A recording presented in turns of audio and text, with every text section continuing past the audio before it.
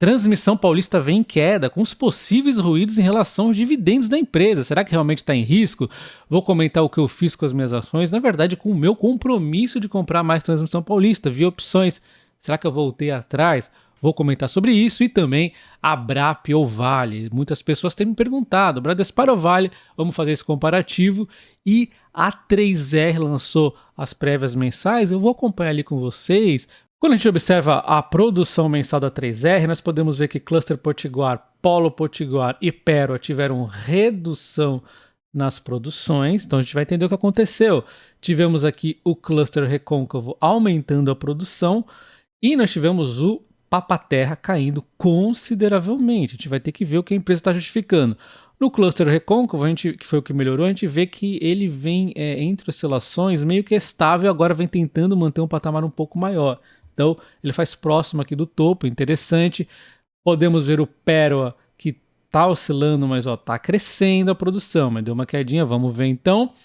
O Papa-Terra oscila muito, né? Então a gente vai entender por que oscila tanto o Papa-Terra, né? Começando aqui com a explicativa da empresa em relação ao Potiguar, nós tivemos uma queda de 2,8, que não foi muito, aí tivemos um pouquinho de manutenção e recuperação, natural acontecer, e uma interrupção temporária no abastecimento elétrico da região por conta da concessionária local, incluindo o blackout nacional no Brasil, né? Que acabou impactando por 48 horas a 3R. Então tá bem justificado aqui, né? A queda nem foi muita na produção e, puxa, tivemos um blackout aqui, problemas elétricos, né? Que não tem culpa dela.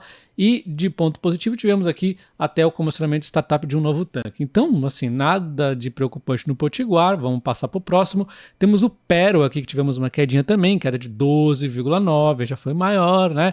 Reflete a venda de gás natural dentro dos limites do contrato take-or-pay, firmado com a ES Gás e menor demanda do mercado de gás no mês de agosto. Então, assim, a parte do gás, tranquilo, esse tipo de evento acontecer também não me preocupa muito. Então, tranquilo, vamos passar por aqui. E aí, quando a gente olha o cluster recôncavo, ele subiu 3,4, mesmo com a redução na produção de gás devido à demanda aí do mercado e tudo mais. Nós tivemos um belo de um resultado de 16,5 na produção do óleo. Então foi muito bom, né? Devido aqui a intervenções da sonda Workover e Pooling. Então, assim, o cluster recôncavo ele ficou até meio que não mostrando o quanto que ele melhorou por conta aqui da parte do gás, né? Então, pô, foi bom pra caramba o cluster recôncavo. E aí a gente olha então o Papa-Terra, que foi uma queda de 38,5, o grande vilão da 3R, com manutenções preventivas corretivas nas instalações do ativo. E aí a gente vê que tudo que eles fizeram aqui foi substituições de partes com problema, algumas para correção, outras realmente para prevenção. Tivemos substituição até na parte de geração de energia aqui, do sistema que foi ainda do operador antigo. Então tem coisas que estavam ali no cronograma, algumas coisas dão pouco mais sérias do que o esperado. Será que a 3R está levando mal esse campo? A gente vê aqui, primeiro, em termos de relevância, ele é relevante, mas não é um dos mais, né? E a gente vê que está aqui de azul, tá? Ele oscila muito, né? Como eu já falei, o que está acontecendo então com este campo e a 3R? Então está aqui o campo Papa-Terra, foi um campo comprado a um bom preço pela 3R, por conta que ele é muito desafiador, ele funciona aqui, é um offshore, é um campo que vai funcionar no mar, é difícil, complexo, ele tem reservas 2P bem grandes, né? Então aqui um potencial muito bom, tem um pouco de risco então esse campo. Se a gente ver como que ele era tratado lá na Petrobras, a produção, olha só, aquém da esperada no histórico ali, da Petrobras. É um petróleo ultra pesado, tá?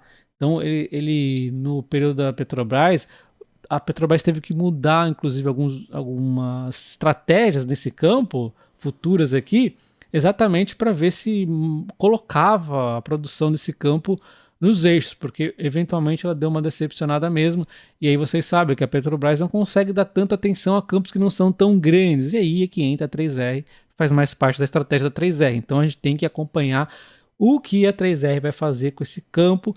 Existe sim a possibilidade de ela ser muito bem sucedida aqui, mas como a gente pode ver, como aconteceu na Petrobras, não é um campo fácil de lidar, então eventualidades como essa podem sim acontecer, não tem nenhum problema.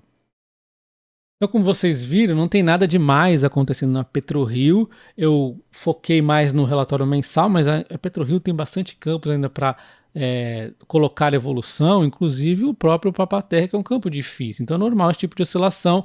A gente vê que as ações da 3R sempre foi muito voláteis, né? Muito sobe e desce. Eu gosto disso porque comprar no fundo aqui é interessante, como eu já fiz anteriormente. Eu gostaria de poder comprar ela de novo aos 29,50, mas assim, eu já posso abrir uma sessão de comprar ela em torno de 31,50, eu já posso estar comprando. Tá próximo disso, né? Não teria problema de comprar ela nesse momento, mas como eu tô aqui olhando mais outras empresas também, tô segurando um pouquinho na 3R, mas ela tá, na minha opinião, a um bom preço. Porém, na minha estratégia, eu achei pertinente colocar a PetroRio junto com ela para equilibrar aqui o risco, né? Eu acho que a PetroRio está mais redondinha, tem bastante crescimento também, mas a 3R tem um potencial de crescimento maior, porém, essas volatilidades aqui acontecem mais. E agora nós vamos falar da Vale ou Bradespar. Então eu vou focar nesse vídeo em termos de valuation. Qual das duas faz mais sentido para quem já gosta da tese da Vale, né? Vale que eu falo muito aqui no canal. Então, se a gente olhar o PL e o PVP, a gente vai ver que realmente tem um desconto aqui na Bradespar, o que é um desconto histórico normal. Eu nem acho interessante você olhar o dividend yield, porque volta e meia descasa, tá? Então não vai trazer uma realidade aí correta. Então, mais que a gente tem que fazer é sim, tem um desconto, esse desconto está correto, vamos olhar o histórico, vamos calcular enquanto está o desconto hoje, vamos ver se a Bradespar tem algum risco adicional que possa justificar isso, né? Mas antes disso, vamos já entender aqui, Bradespar 4 ou 3, a gente olha aqui, ó, tá mais barata a 3, porém ela paga um yield menor. Aí sim a gente pode comparar o yield entre as duas. E tá tão igual que com certeza, na minha opinião, não é recomendação, tá? Se eu fosse ter uma das duas, eu teria a BRAP 4, que tem mais liquidez e um dividendo um pouquinho maior. Mesmo que a 3 fosse ON, a liquidez é muito baixinha da 3. Mas isso vai muito também porque eu gosto de operar com opções. É por isso que você tem que analisar na sua realidade. Na minha, BRAP 4 com certeza. E só a título de informação, o provável dividendo de Vale e BRAP deve vir lá por fim do ano, entre dezembro e novembro, tá? Então eu atualizei o desconto holding da Bradespar. Antes vamos pensar o seguinte, por que existe o desconto holding? Custos, né? Uma Bradespar é uma empresa que tem custos, então por isso tem um desconto ali. Outra questão de riscos. Temos o risco aí da receita que pode vir do nada em qualquer empresa. Então pode acontecer na Itaúsa, de repente alguma coisa do tipo, não estou falando que vai, mas pode, né? Uma holding é uma empresa à parte que tem um risco extra, né?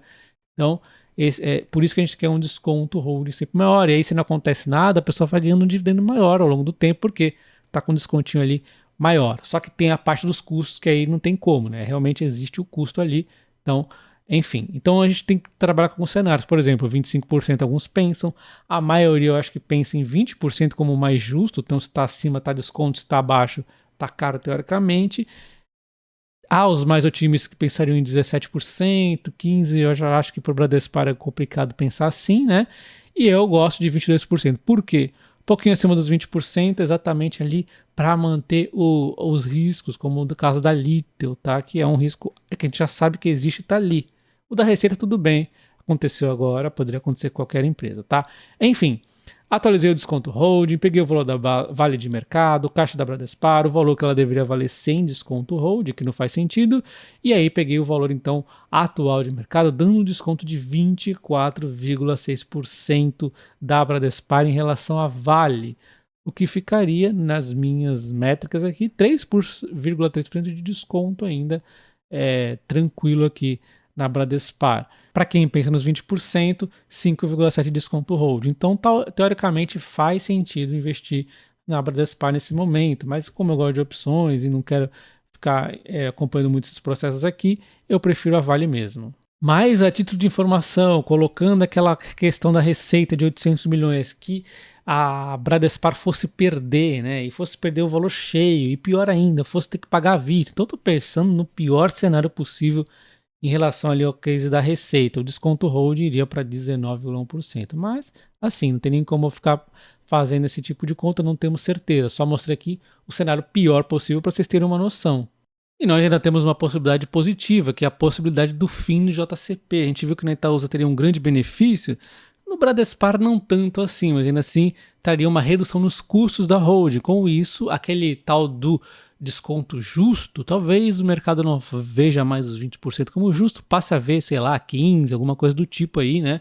Um desconto holding menor aqui, como justo caso o fim do JCP aconteça. Confesso que, diferente da Itaúsa, eu não fui nos números da Bradespar ver o quanto que poderia chegar esse desconto, tá? Mas ainda assim, algum desconto deve acontecer. Transmissão Paulista. Transmissão Paulista, eu já disse para vocês que eu voltaria a comprar ela mesmo que ela tenha subido aqui das minhas últimas compras recentes, subido acima do meu PM, subido acima de tudo aí, não tem problema. E aí ela vem fazendo essa realização, veio nos meus 24,10, que é onde eu voltaria ali, dar aqueles starts ali nas compras.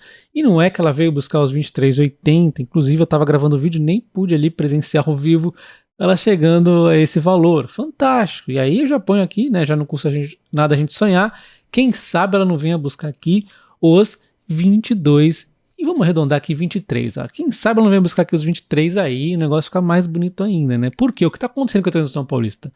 Nada demais, tá? O case continua exatamente o mesmo. O que está acontecendo é uma sardinhagem, né?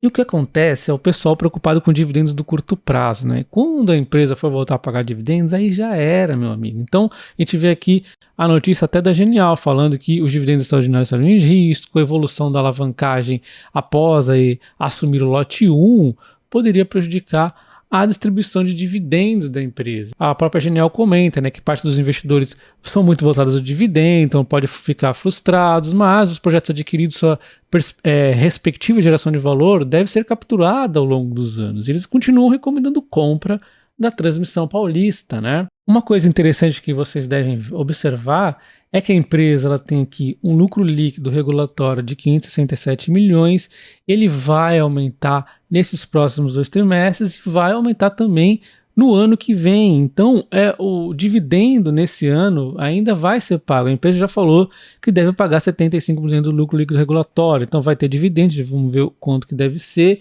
e no ano que vem esse dividendo vai aumentar. E com as entregas de projetos e tudo mais, vai aumentando ao longo do tempo, mas é um efeito aqui que vai acontecendo gradativamente, porque a empresa está também numa fase de investimento. Normalmente, quando as empresas estão numa fase de investimento, elas são negociadas muitas vezes a preços múltiplos mais baratos, porque o pessoal está pensando ali no curto prazo, né? Então, se você observar, a empresa, olha o quanto que ela tem de desembolso para fazer só desses projetos aqui, né? Então, que ela tem no pipeline. Então, ela acabou de acrescentar aqui, ó, lote 1, lote 7, lote 9, bastante rápido, de receita que vai vir lá na frente, bem, just in time, vai vir bem ali próximo do fim do RBSE para acrescentar uma receita muito importante. Só que até lá a gente vai ter, ó, um desembolso aqui turbinadíssimo, que ele foi aumentado, nem foi aumentado tanto aqui, ele vai ser aumentado muito de 2024 até um pouquinho 28, mas mais aqui até 27, e principalmente 26 e 27. Aqui está a curva do desembolso, né? Então, ele vai impactar, ó, também um pouco mais à frente, né?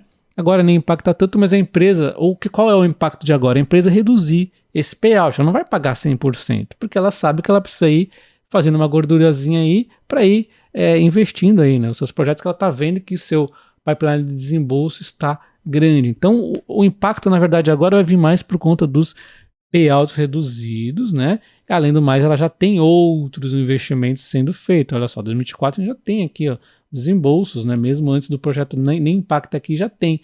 E além do mais, nós temos também os reforços melhorias que sempre pode ter aí um desembolso ainda acontecendo, né? Então, olhando a nossa planilha de preço, teto e dividendos do canal, considere se tornar membro para você ter acesso a essa planilha completa. A Transmissão Paulista, no início do ano, eu previ o dividendo dela de 1,58 por ação, que daria 6,60 de yield, dando uma margem de 10,6%. Isso aqui deve ser pago até abril de 2024, tá? Então, é um dividendo que vai ser pago até lá. Por enquanto, ela pagou 0 desse ano exercício. E será que eu vou manter esse 6,60? Sim, vou manter, mas eu até dei um recálculo ali para ver como que poderia ficar o dividendo. Eu acho que ele pode ficar em 1,45, tá? Mas como é pouca coisa de ajuste, eu acho que eu nem vou mexer, eu vou manter esse número que eu previ lá no começo do ano. Só para vocês terem noção, 1,45 eu levaria a uns 6,10 de yield, que é praticamente a mesma coisa do que eu previ lá no começo do ano. Então não tem por que mudar 6,5 de yield numa empresa que a gente sabe que vai crescer os dividendos. Então para mim é oportunidade. Então agora eu vou comentar o que eu comprei de Transmissão Paulista, o que eu movimentei de opções. Então voltando lá para o dia 4 de setembro, quando eu comentei para vocês que havia vendido put, por que eu vendi put? porque eu estava ali, primeiro ponto, sem tanto capital ali no momento, queria deixar capitalizado, sabia que ia receber mais à frente, aí já me programei a comprar a Transmissão Paulista no futuro, que é nessa sexta agora. Faltavam poucos dias para isso, né? E só por esse compromisso eu ganhei na época R$ 44. E eu não sabia se a Transmissão Paulista ia cair ou se a Transmissão Paulista ia subir. Se ela subisse eu ganhava R$ 44, foi 22 por ação, né? Vendi 200. E se ela caísse, eu simplesmente comprava. Só que aconteceu ontem. Eu falei, puxa, ela caiu aqui, já recebi meu dinheiro, não vou ficar esperando. Não sei se ela vai subir, eu não vou comprar. O que eu fiz? Cancelei, recomprei as 200. Paguei mais caro, obviamente, porque a Transmissão Paulista caiu bastante. E aí, perdi nas opções R$ 78 e pude comprar a Transmissão Paulista a R$ 24,12. Que é um preço que eu já, conforme eu comentei com vocês, que é um preço que eu já gosto bastante, R$ 24,10 ali aproximadamente, e aí R$ 23,80 que ela caiu depois, é melhor ainda, né? Então, o que eu tô querendo dizer aqui com vocês? Você não pode ficar pegada, puxa, perdi R$ 78. Poucas vezes isso vai acontecer, a maioria das vezes as ações não vão cair onde você quer e você vai ficar com prêmio. Acontece que, como Transmissão Paulista é uma ação que eu queria, eu joguei no preço, ela estava valendo R$ 24,77, eu joguei a R$ 24,75 e poucos dias depois, eram muito poucos dias. E olha só que jogada legal também. Apenas por se passar 4 dias úteis, eu, na verdade, deixei de perder 130, porque se eu comprasse ela 24,77, eu estaria perdendo R$ 130. Perdendo entre aspas, né? Dada a cotação de 24,12. Como o tempo é aliado do vendedor de opções, eu acabei salvando aqui R$ 52 e perdendo apenas 78. Só que a renda variável é assim. Chegou hoje, ela caiu mais ainda, né? E como nós vimos, a Transmissão Paulista chegou a 23,80 e poucos, que é um preço que eu gosto bastante, e o que eu vou fazer amanhã muito provavelmente é vender mais opções da Transmissão Paulista, mais compromisso de comprar ela. Muito provavelmente a 23,75, quem sabe aí é um strike diferente, vou ver como é que tá a liquidez. A Transmissão Paulista já não tem tanta liquidez, e nesse período recente estamos com uma liquidez baixa nela, enfim, né? Faz parte. Eu vou estar observando amanhã para me comprometer a comprar mais Transmissão Paulista no mês seguinte, né? Lembrando que nós estamos falando de uma empresa extremamente previsível, de vendas de puts para um mês, que normalmente os prêmios não são tão grandes, mas exatamente por eu gostar muito dessa empresa, não me importo de vender, mesmo que eu ganhe prêmios baixos agora com a opção. Se eu for vender uma Vale, eu vou ganhar prêmios muito mais gordos. Aí a gente pode até mesclar um pouquinho de estratégia realmente para estar comprando, outras aqui para estar ganhando um prêmiozinho do mercado. Enfim, se você quer aprender como operar com opções, fazer esses dividendos adicionais com opções, seja na alta ou na baixa, vou te ensinar do básico as opções até o avançado, chegando também na parte de proteção contra queda, compras protegidas. Esse módulo aqui é bem legal. Link na descrição do vídeo e nos comentários fixados do meu curso de opções, que vale muito a pena. Acesso vitalício. Um abraço e até o próximo. Valeu!